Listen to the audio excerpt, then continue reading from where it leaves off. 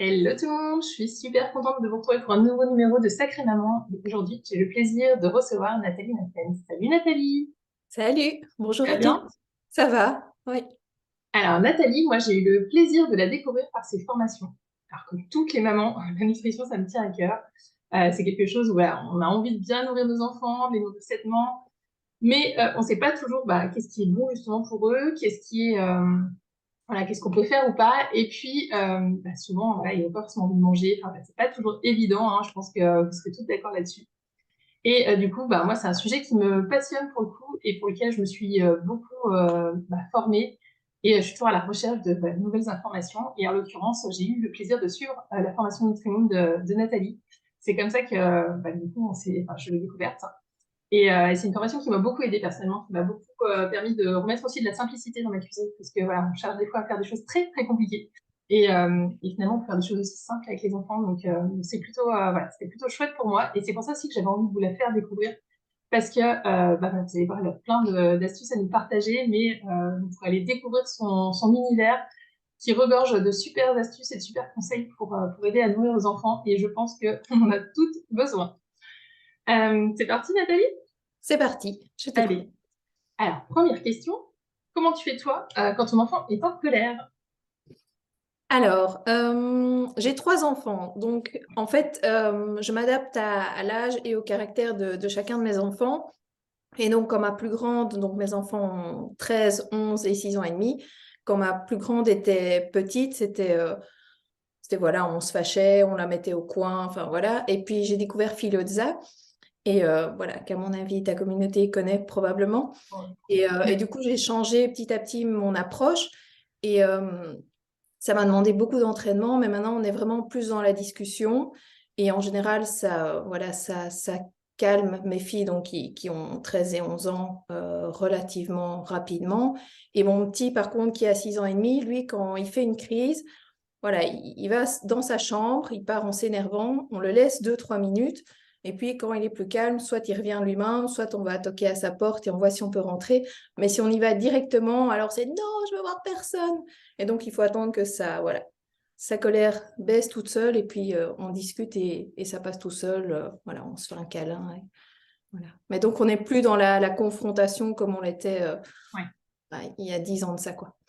Oui, c'est beaucoup dans la communication et le dialogue. Ouais. Ouais, c'est chouette. C'est chouette. Comment tu accompagnes tes enfants quand ils sont face à des peurs? Euh, Quand tu les aides à traverser? Comment tu vois? on discute beaucoup à nouveau, Ouais. mais c'est pas évident en fait. Et j'ai un exemple.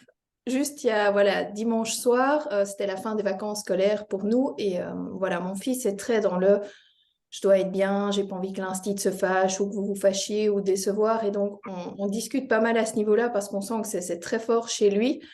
Et donc dimanche soir c'était oui il y avait des devoirs à faire pendant les vacances, on les a pas fait, c'était la panique totale. Et puis on a enchaîné évidemment quelques minutes après avec je fais son sac de piscine. Il avait oublié son sac de piscine avant les vacances, donc j'ai dit écoute j'ai un autre maillot pour toi, mais j'ai pas de bonnet de bain. Mais l'instit va se fâcher si j'ai pas de bonnet. Enfin, et donc on a discuté, enfin j'ai discuté pas mal avec lui en reprenant un accord Toltec. Ne fais pas de suppositions. Peut-être que l'instit ne se fâchera pas, qu'elle discutera avec toi. Voilà, ça t'arrive pas souvent que voilà. Mais ça a été très compliqué. Ça l'a un peu apaisé, mais il restait quand même assez méfiant. Et jusqu'au lundi où donc il est allé à l'école. Et à 4 heures, quand je l'ai récupéré, c'était grand sourire. Ouais, l'instit ne s'est pas fâché. En fait, elle n'a pas remarqué, voilà, elle n'a pas relevé les devoirs. Le bonnet, il a les cheveux courts, donc c'est passé tout seul. Et donc je lui ai dit, tu vois, je dis, ça sert à rien de faire des suppositions. Je dis, le cerveau humain est toujours là pour voir le pire dans les situations. Et en fait, on imagine le pire et il y a peu de chances que ça se produise. Donc voilà, j'ai fait une petite leçon autour de ça, mais c'est vraiment pas évident de. On a beau discuter, même nous, je pense, au niveau de nos peurs, quelqu'un peut dire oui, ça sert à rien que tu aies peur pour ça. C'est difficile Oui, voilà, de la libérer complètement, quoi. ouais. Donc, c'est chaque fois en reparler à nouveau, encore et encore. Ouais. Le dialogue est très important chez vous. Ouais, ouais, ouais. Mais ils font pas, voilà, ils n'ont pas des peurs, des cauchemars et ce genre de choses. C'est vraiment face à des situations, on va dire, concrètes dans leur quotidien. Ok. Comment tu fais? C'est quoi ton truc quand tu démarres ta journée et que tu sens que tu es de mauvaise humeur? que tu sens que tu démarres la journée du pied gauche. Ah, je préviens tout le monde. Voilà, aujourd'hui, maman est de mauvaise humeur. Donc, ils savent que voilà, ça doit être cool. Voilà, et puis j'essaye de prendre sur moi un Ouais, maximum. C'est pas toujours évident et parfois, oui, que ce soit en début de matinée ou même fin de journée, si je suis de mauvaise humeur, je peux vite m'énerver avec un enfant. Mais après, à nouveau, on se calme tous les deux et puis voilà, on en rediscute et tout, mais c'est pas évident. ouais. Ouais, t'as pas des petites choses où tu vois, tu vas savoir que ça va t'aider, je sais pas, de mettre une musique, de bouger, d'aller marcher. Euh, non, je fais pas ça. Je connais la théorie, mais en Ouais, fait, je ne m'autorise pas à faire ça si, tu vois, s'il y a mes enfants, même il y a mon homme, hein, je dis pas, ok, débrouillez-vous, je m'en vais. Ou... Voilà, j'essaye de prendre sur moi, ok. ce qui n'est pas une bonne chose. Après, je sais pas s'il y a de bonnes ou de mauvaises, enfin voilà, je pense que c'est chacun ce qui nous correspond au final. Mhm. C'est quoi ton truc à toi quand tu te sens en colère? Quand tu sens que voilà, tes enfants font quelque chose, par exemple, qui t'énerve, qui te met en colère, et tu sens que c'est en train de monter, tu sais, l'effet cocotte minute. Est-ce que voilà, tu as quelque chose qui t'aide à désamorcer ou Alors, à nouveau, ouais, je préviens et ouais, ouais, s'il faut, je laisse plus mon compagnon gérer, tu vois, un petit peu le temps que je fasse descendre, mais d'accord. voilà, j'essaye de pas trop parler, Ouais, tu vois, pour pas dire des choses voilà, que je regretterai après ou pour envenimer des situations ou quoi que ce soit. Voilà. Mais je pense que j'ai ouais, une capacité de patience assez élevée et même à apprendre sur moi. J'ai travaillé 16 ans dans l'enseignement avec des petits bouts de maternelle en psychomote et donc j'ai vraiment appris et je pense de par mon caractère aussi, à prendre sur moi, essayer voilà, de rassembler toute la patience que j'ai, même si je suis énervée, voilà, pour pas que ça parte ouais. dans... et, Oui, voilà, pour pas qu'il y ait d'explosion. c'est ça. Ok. Euh, Est-ce que tu as un ingrédient secret? Alors, tes enfants sont un peu plus grands, donc peut-être tu es moins confronté au problème, mais peut-être quand ils étaient plus petits, quand ils ont pas envie de faire quelque chose. Voilà, typiquement, par exemple, c'est l'heure d'aller à l'école, ils ont pas envie de partir, de se préparer. Est-ce que tu as quelque chose pour les motiver? Ah, pour cette situation-là, pas spécifiquement, mais par contre, si j'ai la possibilité, j'avais appris ça il y a longtemps, à donner le choix entre deux choses. Donc plutôt que de dire, voilà, mets ton pull ou mets ce pull-là, c'est voilà, tu veux mettre lequel des deux. Et du coup, Ouais, comme il y a un choix, ben, il y a plus ce oui ou ce non. oui, De leur part, c'est, ah ok, j'ai la possibilité de choisir, donc je prends ça. Ou ce qui marche pas mal avec mon fils, donc à 6 ans et demi, c'est essayer de lui changer les idées, en fait. Ou ouais, lui, voilà, faire un détour autour de sa pensée, de ah, je veux pas faire ça, essayer de trouver voilà, un chouette truc qu'il va faire ou qu'on peut faire en rentrant, ou carrément parler d'autre chose pendant que je l'aide à mettre sa veste. Et il passe vite à autre chose, en fait. Donc, il d'accord. reste pas braqué. J'ai la chance de pas avoir des enfants qui restent Et tu. braqués sur leur nom ou sur voilà, leur bouderie et ce genre de choses. Ok. Ok. Euh, alors moi, je considère souvent que les mamans, c'est les magiciennes de la famille. Tu vois, qu'on a notre petite magie, tu vois, qui vient amener cette cohésion familiale. Est-ce que toi, tu as quelque chose pour toi qui fait ta magie, justement? Ah, moi, j'aime beaucoup les câlins, les bisous. Donc, Ouais, voilà, dès qu'ils passent ou dès que je peux. Et l'humour aussi. ouais, Voilà, les petits jeux de mots, les petites choses d'humour. Et quand ma grande était petite, en fait, on faisait pas d'humour parce que on faisait les parents parfaits, il fallait tout bien et tout. Et puis la deuxième est arrivée, ça a un peu changé, mais elles ont dû grandir avant qu'on commence vraiment à faire de l'humour, au ouais, point que ma deuxième, quand on a commencé, mon homme et moi, à faire plus d'humour, elle aimait pas les blagues parce qu'elle ne savait pas si c'était une blague ou si c'était la vérité. Et donc souvent, c'était non, j'aime pas les blagues. Et là, on s'est dit, bah oui, on a mis trop de temps avant de faire ça. Et mon troisième, qui est né avec voilà, plus d'années d'écart, il est né dans ces jeux de mots, ces blagues, cet humour et tout, qui fait que très petit, il savait tout de suite si c'était la vérité ou si on le faisait marcher pour n'importe quelle petite chose, en fait. Et donc, voilà, je pense que c'est quelque chose qui fonctionne pas mal chez nous et qu'on aime beaucoup, c'est ouais, ouais, faire de l'humour, raconter un peu c'est n'importe quoi comme ça et ils comprennent tout de suite que, voilà, que c'est juste des blagues, en fait. ouais. Oui, puis c'est aussi C'est aussi un bon outil pour des avancées, en l'occurrence. Aussi, oui. Ouais. Ok. Si tu devenais maman aujourd'hui, en ayant toutes les connaissances que tu as aujourd'hui, mais que tu étais maman pour la première fois, ça serait quoi qui t'aiderait le plus? Oh, beaucoup moins me prendre la tête. C'était impressionnant comme pour la première, le monde s'arrête, tout tourne autour d'elle. Attention, elle fait sa sieste, on ne bouge plus, on attend et tout. La deuxième, c'était moyen. Et le troisième, c'était, viens, il y a les activités, les trucs. Et pour tout, tout était simple avec lui qu'il n'y avait pas avec les deux premières, quoi. Et je me dis, et ça, c'est le genre de trucs que des mamans qui sont déjà mamans te disent au moment où tu vas Oui. coucher et tu les crois absolument pas. Ouais. Et puis, tu comprends ce qu'elles veulent dire par après, quoi. Oui, oui, on a besoin de faire notre expérience. Hein. C'est ça, ça. Et puis, tu as besoin de tout le matériel, la chambre déjà et tout ça. Et je veux dire, notre troisième aîné, là, il n'y avait pas de chambre prête. Ouais. Bah, de toute façon, il dormirait avec nous au début. Et puis, et on s'est beaucoup moins pris la tête et c'était beaucoup plus chouette. Ouais. Beaucoup plus reposant, en fait. Oui, oui, puis on en profite plus. Oui. Ouais. Alors souvent, on a tendance à tomber un peu, tu sais, dans la victimisation, à se plaindre de certaines choses. Est-ce que toi, il y a un domaine de ta vie, tu as l'impression d'être plus dans ce mode la victime, tu vois? Avoir l'impression que voilà, c'est ouais, à se plaindre, tu vois, moi ce que j'appelle faire son Calimero. Ouais, très Est-ce que peu t'as en ça? fait. En Ouais, fait, on va dire quatre dernières années, j'ai énormément travaillé sur moi, développement personnel, mes pensées, par des formations, par de la lecture. Et donc, chaque fois, j'ai repris mes pensées et, euh, et à force, c'est devenu un automatisme qui maintenant, je vois en fait le positif dans chaque situation. On pourrait partir quelque part une journée ou en vacances, ça se passe pas comme prévu. Ben, c'est pas grave, j'arriverai naturellement à retirer les éléments chouettes de la journée. Voilà, contrairement à d'autres personnes qui vont voir chaque fois le négatif dans toutes les situations. Mais ça m'a demandé un travail au départ parce que j'étais pas comme ça il y a quelques années. Et il y a quelques années, oui, il y a des moments où c'était ça va pas dans le boulot, ça va pas avec les enfants, ça va pas. Enfin, ouais, et voilà, à force, il y a vraiment moyen de changer ça et du coup de voir la vie vraiment autrement. Et toutes mes journées sont chouettes parce que j'arrive à voir toutes les chouettes choses dans mes journées alors que voilà, j'ai des merdes comme tout le monde, ouais. mais, euh, mais elles prennent beaucoup moins d'importance.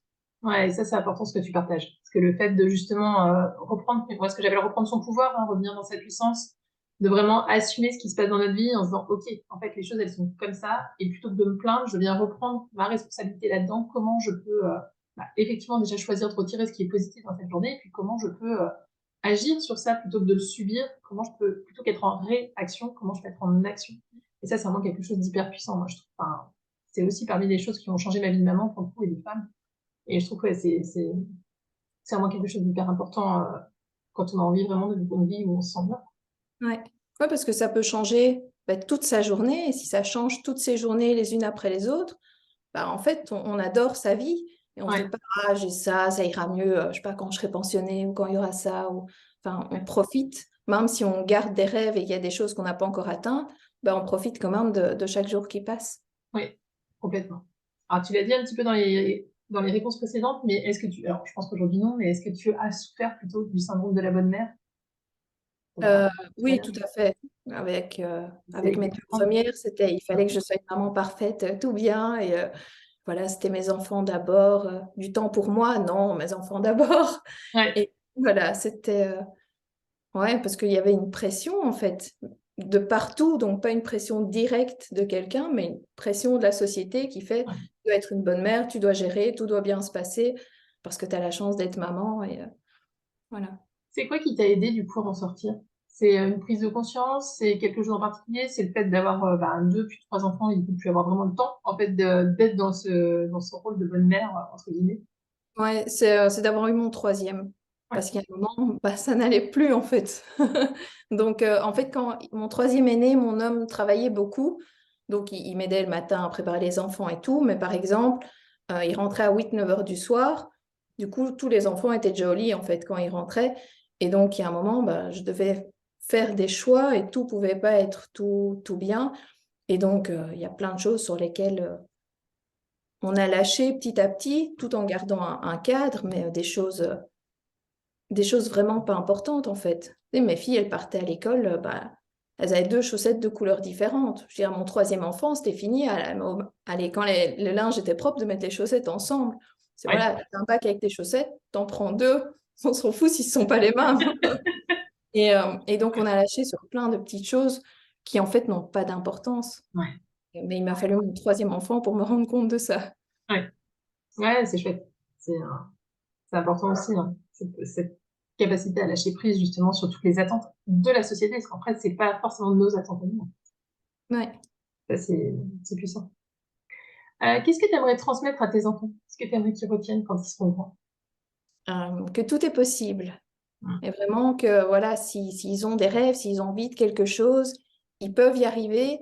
S'ils ont envie de faire, par exemple, un travail et que 4 ans après, ils veulent changer, ils peuvent changer et que rien n'est définitif dans la vie. Ils ne doivent pas se dire, OK, je veux ça. Et puis moi, j'ai été éduquée de par l'exemple de mes parents où, voilà, on a la maison, on a les enfants, on a un travail jusqu'à sa pension Ouais. et moi, j'ai changé de travail, enfin, j'ai fait plein d'autres choses, enfin, j'ai pas suivi voilà, le cadre classique et je veux montrer ça à mes enfants en disant, fais ce que tu as envie de faire tant que tu es heureuse pour le Ouais. faire. Tu veux des enfants, fais des enfants, tu n'en veux pas, n'en fais pas, tu veux voyager, voyage. Enfin, donc, voilà, vis vraiment la vie que tu as envie de rêver, enfin, que tu as envie de vivre sans attendre, ah, ça sera dans 5 ans que je ferai ça, ou à ma pension, j'aurai enfin le temps de vivre, ou des choses comme ça. Carrément. C'est quelque chose que tu leur amènes aussi dans la façon dont tu leur parles, justement? Ouais, ouais. Oui, parce que naturellement, comme je vois le bon côté des choses, il y a quelques semaines, ma deuxième m'a dit, Maman, comment tu fais pour être toujours de bonne humeur? Je dis, j'ai envie de profiter de chaque jour. J'ai travaillé pour ça et maintenant c'est naturel. Et puis, on est très en entrepreneuriat avec mon compagnon aussi et donc on discute pas mal de business ou de choses qu'on pourrait créer, tout ça. Et donc, ça leur montre aussi qu'il y a autre chose qu'un un simple travail d'employé voilà, à faire jusqu'à sa pension, quoi. Et du coup, par exemple, notre grande qui a 13 ans, euh, l'été passé, elle discutait, ah ouais, moi j'ouvrirais bien un business en lithothérapie et tout ça. Ça, ouais, si tu veux le faire, on t'aide à créer ton site internet. Enfin, et donc, il y a vraiment cette ouverture de, si vous avez envie de faire quelque chose, faites-le. Ouais. Ouais, ça, c'est super beau comme message. C'est quoi ton outil préféré dans ta vie de femme? Donc, ça peut être matériel, hein, ça peut être un outil, ça peut être quelque chose, tu vois, voilà, comme par exemple l'huile essentielle Alors, ou c'est pas vraiment vie tu de vois. femme, moi, ce sont les livres. Ouais. J'adore les livres. Je vivrais dans une bibliothèque si je pouvais. Je lis tout le temps, en fait. Donc, voilà, c'est quelque chose dont je pourrais pas me passer. Ouais.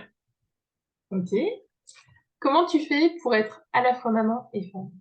Parce que ça, c'est vraiment quelque chose qui revient souvent chez les mamans. Du coup, elles se sont un peu perdues sur la route et qu'aujourd'hui, elles incarnent cette maman, mais du coup, la femme qu'elles sont, elle est un peu mise de côté.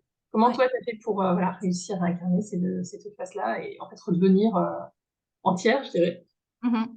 C'est du coup à la naissance du 3e où voilà, j'ai pris plus conscience que je pouvais aussi prendre du temps pour moi et que si les grandes étaient à l'école, le petit à la crèche, j'avais droit à une journée à la maison sans culpabiliser, déjà des choses comme ça. Et puis, on met nos enfants relativement tôt au lit ou dans Ouais. leur chambre à lire et donc du coup, on a nos soirées à nous. C'est Ouais. déjà ça aussi. Et des choses que si, voilà, j'ai par exemple des bombes de bain, si j'ai envie un dimanche après-midi de prendre un bain, voilà, je le dis aux enfants, ok, personne ne me dérange. Il y a mon compagnon dans la maison si voilà, s'il y a quelque chose. Et donc, je m'autorise des moments et du plaisir pour moi ou d'aller voir des amis sans mes enfants, euh, ce que j'ai mis du temps à faire en fait. Mm. C'est m'autoriser du temps à moi ou des week-ends en amoureux. Donc Ouais. voilà, de temps en temps, on va dire peut-être 2, 3 fois par an, on se fait un week-end en amoureux. L'important, c'est la notion d'autorisation. C'est vraiment, Mhm. ça, je Ouais, pense, que c'est quelque chose qui est un peu pour moi, la première marche, c'est déjà s'autoriser à avoir du temps pour soi, sans exact. culpabilité. Sinon, ça perd un Ouais. peu son intérêt. Et C'est quelque chose. Vas-y. on a mis du temps à se le dire aussi, mais à me dire, tiens, voilà, on se fait un resto à 2, au point que, quand ma deuxième avait peut-être, je sais pas, 5, 6 ans ou quelque chose comme ça, si on partait le soir, elle pleurait. Ouais. Alors que c'était quelqu'un de la famille qui venait les garder. Enfin, c'était pas... Et qu'elle allait quand même aller au lit une demi-heure après. Donc, on allait quand même pas se voir. Mais juste, oh, papa et maman sortent de la maison sans nous. Et là, on s'est dit, ah ouais, c'est qu'on l'a pas habitué à juste avoir du temps pour nous, en fait. Parce que notre monde tournait autour d'elle. Ouais. Oui, ça rejoint ce qu'on disait tout à l'heure sur le syndrome de la bonne mère, du coup. Tout à fait. C'est toujours pareil. C'est aussi, ouais, cette autorisation, voilà, à être en dehors de ces rôles de maman, de papa, d'être nous aussi dans notre, dans notre entièreté, quoi. Ouais. Alors on passe souvent, bah, en l'occurrence, c'est Elisa qui en parle beaucoup, hein, du temps de qualité avec nos enfants. Et c'est quelque chose où parfois on perd un peu de vue le sens que ça a. C'est-à-dire que moi, des fois, j'ai des mamans qui me disent, bah oui, moi, je passe du temps avec mes enfants, j'ai pas mon téléphone, j'y passe 1 heure, 1 heure et demie, et pourtant, après, bah, quand je prépare le repas, typiquement, ils viennent encore me demander, me solliciter, et je comprends pas pourquoi. Alors, ma question, c'est quoi pour toi du temps de qualité, et comment tu fais pour arriver à en mettre en place avec tes enfants? Ouais, c'est pas facile. Avant, quand j'étais dans l'enseignement, donc je récupérais les enfants à 4 heures et donc j'avais vraiment de 4 à 7, 8 heures du soir bah, du temps avec elle pour vraiment jouer. Et puis voilà, on faisait le bain, le repas et tout ça. Euh, et puis je préparais mes cours pour voilà, la semaine suivante, le soir, quand ils étaient au lit. Et puis j'ai arrêté l'enseignement, je suis devenue entrepreneur. Et là, c'est plus compliqué parce que bah, j'ai toujours mon business dans la tête, en fait. Et donc, c'est pas évident d'un moment couper vraiment et se dire, OK, là, c'est 100% enfant. Mes filles sont plus grandes, donc elles demandent moins d'attention. On a vraiment des chouettes discussions, par exemple, au repas du soir, Ouais, où c'est le repas voilà, avec l'une, l'autre, selon ce qu'elles demandent. Euh, Mon troisième, il est très en demande. Donc lui, il joue très peu tout seul. Et donc voilà, parfois je joue avec lui, j'essaye voilà, de jouer régulièrement avec lui, mais je sens que il n'aime pas être tout seul en fait. Donc si je cuisine, soit il cuisine avec moi, soit il va jouer dans la cuisine autour de moi. Donc par ouais, exemple, il a une petite balle en mousse, il s'amuse à marquer des goals entre mes pieds pendant que je cuisine, des trucs comme ça. ouais, Donc voilà, mais c'est pas évident en fait de se sortir tout notre quotidien de la tête pour être vraiment focus sur nos enfants. Et je pense que je le faisais plus avec mes filles quand elles étaient petites, de par le boulot et parce que bah, c'était les premières en fait. Donc ouais, ici, je pense que j'ai moins de patience pour jouer à voilà, certains jeux d'enfants, quoi. ouais, ouais, je comprends. Euh, c'est quoi, alors là pour le coup ça va être, pour toi ça va être ta question. C'est quoi pour toi ton repas d'urgence? Quand t'as pas eu le temps de cuisiner, quand c'est la course, que, voilà. Est-ce que t'as un repas? Euh, j'ai Forcément, plus- voilà. j'ai plusieurs repas d'urgence. Donc, ça va être soit, par exemple, les restes. Donc, je bricole un peu avec ce qu'il y a dans le frigo, ou on peut rajouter un pot de compote ou des trucs comme ça. Les pains pita, j'aime bien parce Ouais, que ça va très vite aussi. Ou alors, on commande. Alors, d'accord. soit on a un asiatique où on commande de temps en temps, soit on commande à la friterie parce que je vis en Belgique et donc on mange régulièrement des frites. Donc, voilà, ça dépendra des moments. Mais à nouveau, avant, quand mes filles étaient plus petites, avant que je fasse ma formation en nutrition que j'ai fait il y a environ 7 ans, Ouais, euh, c'était les pâtes jambon fromage, quoi. ouais, Voilà, c'était le grand classique des repas rapides. Et puis, bah, c'est plus le cas, en fait. Voilà. J'essaye que même quand c'est un repas rapide et quand même, sauf si on commande à la friterie, mais qu'il y ait un minimum de un fruit ou un légume qui est déjà prêt ou juste à râper ou des choses comme ça, quoi. ouais. Ouais, tu essaies d'avoir quand même une base qui est facile à faire, en fait. C'est ça. Mais voilà, même si j'ai ma formation en nutrition, s'il y a un repas qui n'est pas du tout équilibré, bah voilà, c'est OK, il n'y a pas de souci, il y aura les suivants qui compenseront, quoi. Hmm. Ouais, ok. Est-ce que tu es plutôt une maman qui demande à son enfant de mettre son manteau ou tu le laisses tester pour voir comment il se sent? Voilà, encore, tes enfants sont un peu plus grands, mais tu vois ce que je veux dire? Non, Alors, tu sais, euh, quand les ton dé- enfant... Pardon? redis-moi la question. Ouais, je te la refais. Tu sais, quand les enfants, par exemple, voilà, c'est l'heure de sortir, vous allez aller dehors, il fait froid. Est-ce que ton enfant, il a pas envie de mettre son manteau? Tu vas être plutôt du genre à dire non, mais en fait, tu mets ton manteau, il fait froid. Ou, bah, vas-y, teste. Et en fait, si tu as besoin, tu mettras ton manteau, tu verras par toi-même. Non, mets ton manteau, il va faire froid. Ouais. Ouais, j'ai des enfants qui tombent de temps en temps malades et donc voilà, j'ai encore ce côté de couvre-toi bien Ouais. et ma deuxième qui a 11 ans est très ouais non, moi je mets rien autour du cou, il fait chaud et je fais ah mais si, il fait froid, il fait 0 degré et donc voilà, parfois elle prend un peu plus ou elle prend quand même un bonnet, parfois je lui ai dit elle veut pas, tant pis, je laisse tomber Ouais. mais Ouais, mais sur la base, t'aimes bien qu'il soit couvert. voilà, et pour mon petit qui a 6 ans et demi, ça serait hors de question qu'il sorte sans sa veste ou son bonnet si, voilà, s'il fait 0 degré, quoi. Ok. Télé ou pas télé? Ah, télé. Télé. Euh, j'ai eu des bonnes résolutions très longtemps où il y avait de toute façon un minimum de télé, mais comme mes filles ont 2 ans et demi d'âge de différence, le matin, le week-end, on parvenait à rester nous au lit pendant qu'elles se mettaient à jouer toutes les deux. Donc on était assez fiers de nous. Et puis, voilà, ils ont grandi et je ne sais pas comment ça a changé, mais les enfants, très vite, tu leur permets un truc un jour ou l'autre et puis ça devient une habitude. Et donc maintenant, c'était le matin, enfin le matin, le week-end, nous on reste au lit. Ouais. Euh, voilà. Par contre, euh, les dernières années, ils avaient droit à la télé 3 jours sur la semaine, donc du lundi au vendredi, après l'école. Et puis, je me suis rendu compte que au moment où on disait, OK, on éteint les écrans, c'était, bah, il y en a l'un Ouais. ou l'autre qui s'énerve, et puis qu'une crise, il commence à se disputer. Enfin, et à un moment, j'ai dit stop. Je dis, voilà, la semaine, il n'y a plus parce que vous êtes énervé au moment où on dit d'éteindre, en fait. Et donc, je dis, il n'y aura plus cette semaine. Et la même chose que les mauvaises habitudes se mettent très vite en place, eh bien, cette habitude-ci, ils l'ont gardée. Et donc, la semaine d'après, ils n'ont pas réclamé la télé après l'école. J'étais, ah, cool, je ne dois plus me battre. Voilà, c'est devenu pour acquis. Et donc, maintenant, c'est le week-end et parfois le mercredi après-midi un petit peu. Ok. Ouais, ça reste quand même mesuré, hein. Ça reste mesuré, mais il en faut quand même un peu. Rien Hmm. que pour eux et puis pour nous. Et le vendredi soir, là, on regarde un film ou une série en mangeant le repas du soir, en fait. Fait apérodinatoire le vendredi soir en famille. Donc, Ouais, finalement, c'est aussi un moment de cohésion. ouais, ouais. Hmm. Est-ce que tu as un rituel beauté? Non. Pas spécialement. Euh, non. Je réfléchis, hein, Oui, mais oui, je t'en prie. non, non, très peu. Tu sais, le matin, je vais mettre, oui, ma crème, je vais me maquiller certains matins ou l'autre, mais c'est très léger, ça reste du mascara, ce genre de petites choses. Oui, je mets des bijoux. Tu vois, Ouais. je mets mes petites boucles d'oreilles chaque matin, mes petits bracelets. J'ai des bracelets ou colliers de lithothérapie, donc j'en mets certains. Et ouais, voilà, ça serait plus ça alors le rituel beauté. Ok. Et le petit bain du dimanche après-midi. Voilà. Ok.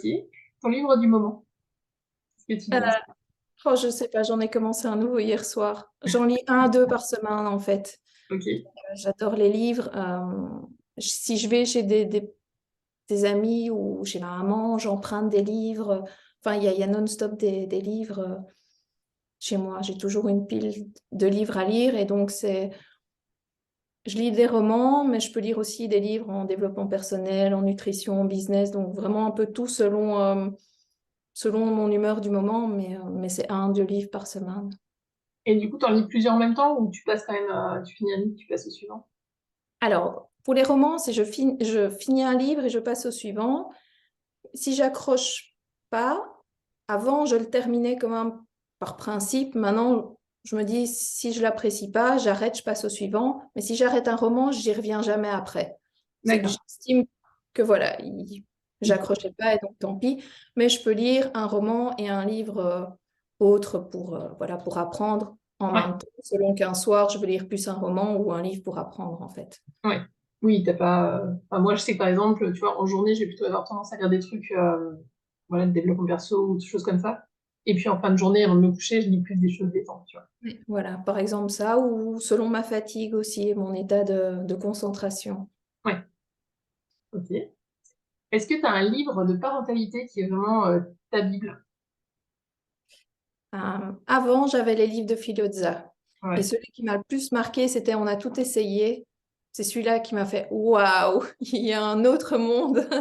Ouais. Donc, c'était celui-là. Maintenant, j'en lis plus énormément parce que je trouve que voilà, je m'en sors relativement bien.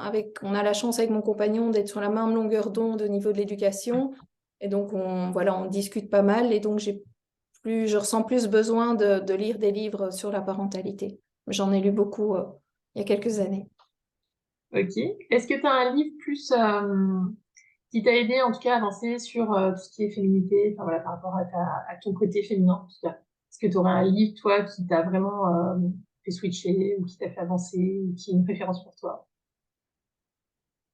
Non, Pas pas à ce spécial. niveau-là. Non. Ok.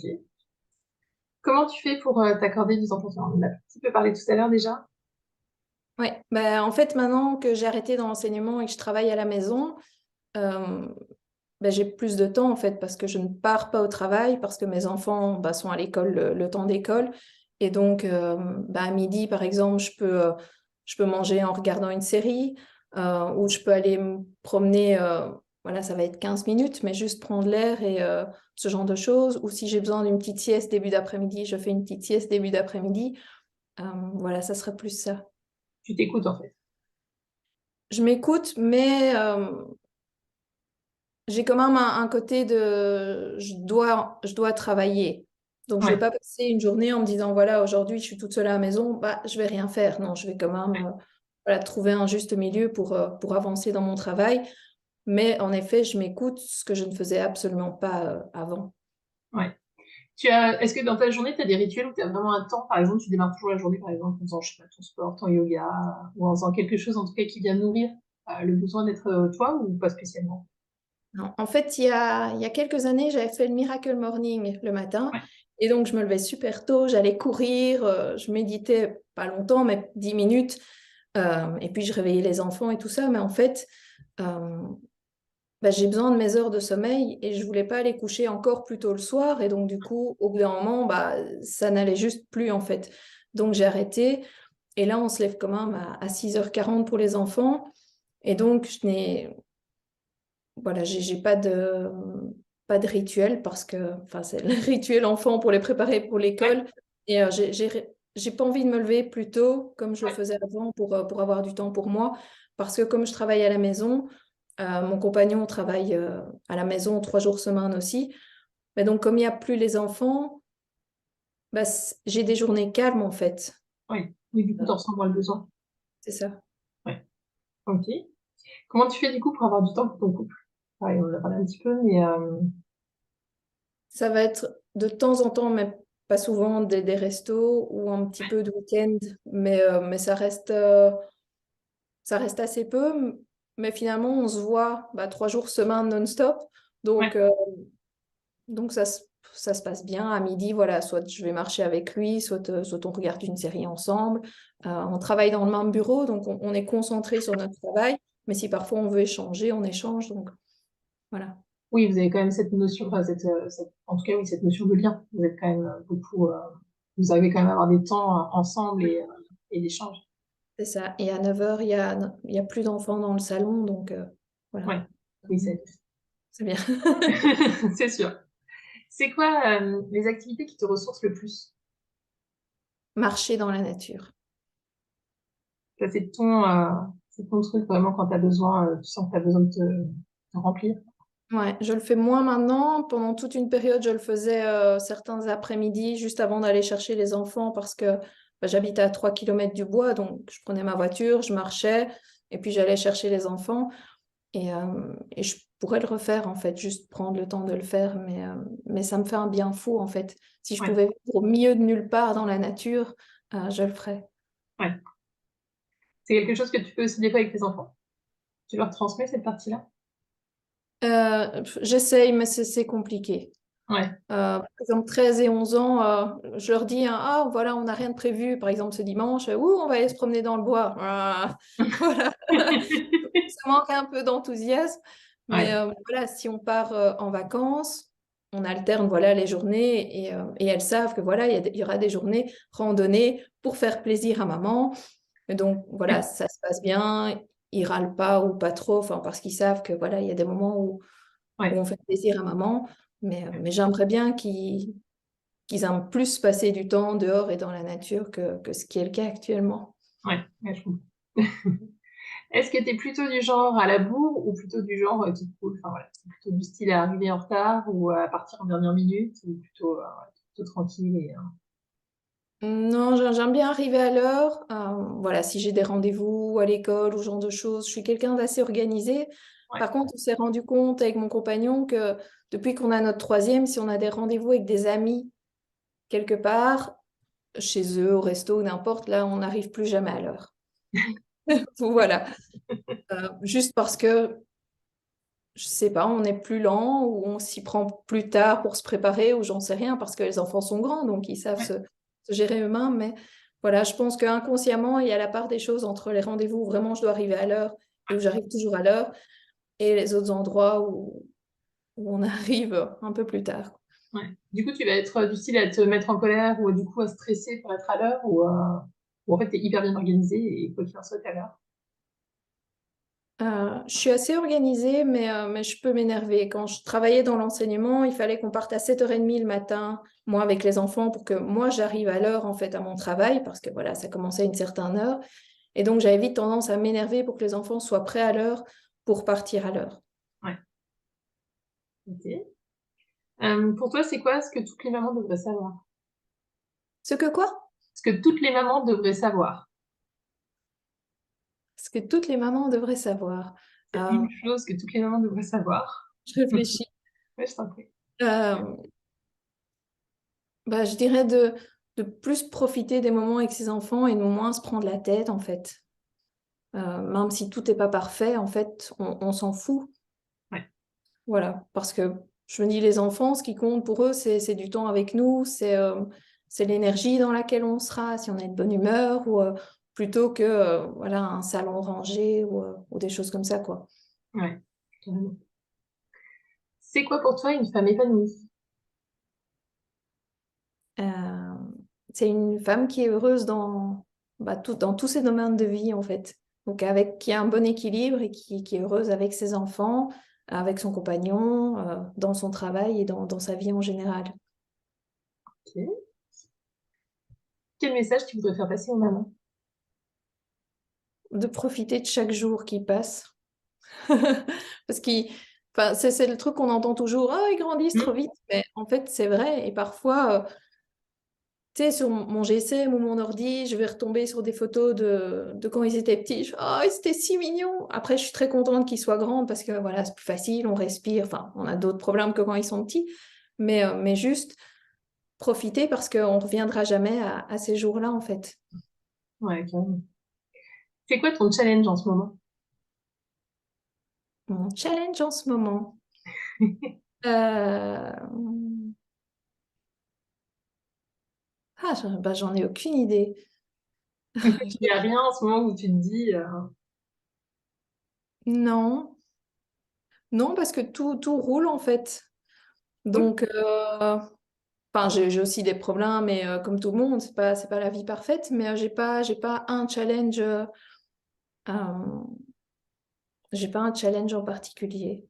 Je dirais oui, arriver à gagner plus d'argent en ne travaillant pas plus ou en travaillant moins. Je dirais voilà, pour avoir plus de temps pour moi. Ouais. Mais voilà. Ok. Et une dernière question, du coup. Est-ce que tu peux nous dire, c'est quoi ton job? Qu'est-ce qui t'anime à le faire? C'est quoi ton pourquoi? Pourquoi tu as voulu faire ce travail-là? Et Oui, vas-y, oui, je te poserai les dernières questions après. d'accord. En fait, Euh, j'ai un site internet sur lequel j'aide les parents à bien nourrir leurs enfants. Et donc, pendant 16 ans, en fait, j'ai travaillé dans l'enseignement avec des enfants de 2 ans et demi à 6 ans. Et voilà, j'ai eu moi-même 3 enfants. J'ai vu, j'ai toujours adoré les enfants, les familles. Enfin, voilà, c'est vraiment quelque chose que j'aime.